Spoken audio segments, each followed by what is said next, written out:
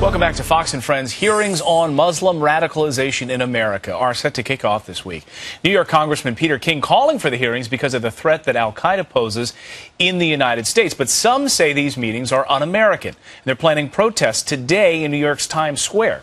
New York Congressman and Homeland Security Committee Chairman Peter King joins us this morning. Good morning to you, Congressman. Good morning. Great to be with you. How are you guys doing? We are doing fantastic. Tell us about these hearings and what you hope to find. These hearings are absolutely essential. The Attorney General, the Secretary of Homeland Security have all spoken about the increasing threat from domestic radicalization. Eric Holder back in December said he can't sleep at night because of the number of young Muslim Americans who are willing to take up arms against their government. And me, as the chairman of the Homeland Security Committee, have an absolute obligation to investigate that, to find out the extent of the radicalization, how it's being done, the extent of cooperation for the Muslim leadership, and what can be done to correct this entire situation. And all the attacks against me from, I think, Russell Simmons, Kim Kardashian, Puff Daddy Combs, is not going to slow me down at all. This is, to me, absolutely essential that I go ahead with this hearing. I'm not going to give in to political correctness. I'm going to do it. I'm glad you're not being slowed down by Puff Daddy. But there are some other angry people out there, including Imam Ali. He's of the Islamic Cultural Center. I'll quote him. He says, "Singling out the Muslim community is discrimination, and it is something that's difficult to comprehend." And others, Congressman, are likening it to the McCarthy hearings, looking and witch hunt for communists in this country and what it would mean to the national security of the United States. What do you say to them? That's absolute nonsense. The fact is, the main threat is coming from within the Muslim community. Eric Holder, the most liberal Attorney General in 40 years, has said that he can't sleep at night because of the growing radicalization from the Muslim community. So who should I be investigating if not within the Muslim community? I have said time and again, the overwhelming majority of Muslims are good Americans. But the threat is coming from their community. We have to find out why, how it's being done, how we can stop it. Look no further than Germany. Go ahead and finish. No, I would think that the Muslim community should be embracing what I'm doing, should be willing to cooperate, because they should be trying to root these people out of their community and cooperate with the police and the FBI.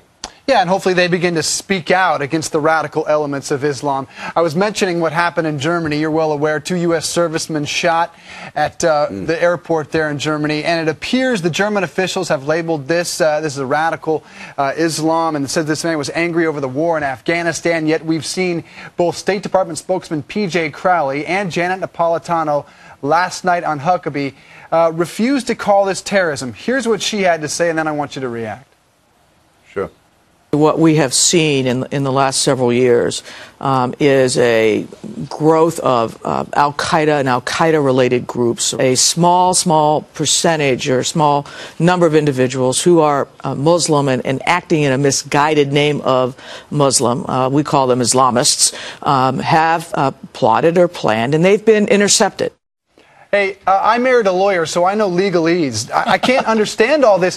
Why the hesitation to just call this what it is? It is terrorism, is it not?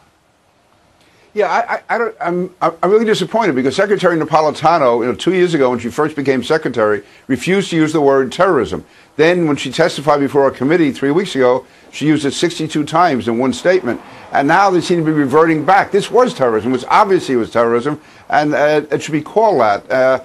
And it's Islamist, you can call it Islamist terrorism, you can call it Muslim terrorism. The fact is, it is terrorism, and an American soldier who is defending our country was shot overseas by an Islamist. If that isn't terrorism, I don't know what it is. But let me say that, actually, I have developed a very good relationship with Secretary Napolitano. I don't know who in the administration has made this decision over the last 4 days not to call this shooting an act of terrorism. But overall, I think the administration actually is getting much better on this. In fact, I understand this afternoon that Dennis McDonough, the President's National Security Advisor, is going to give a major speech on radicalization.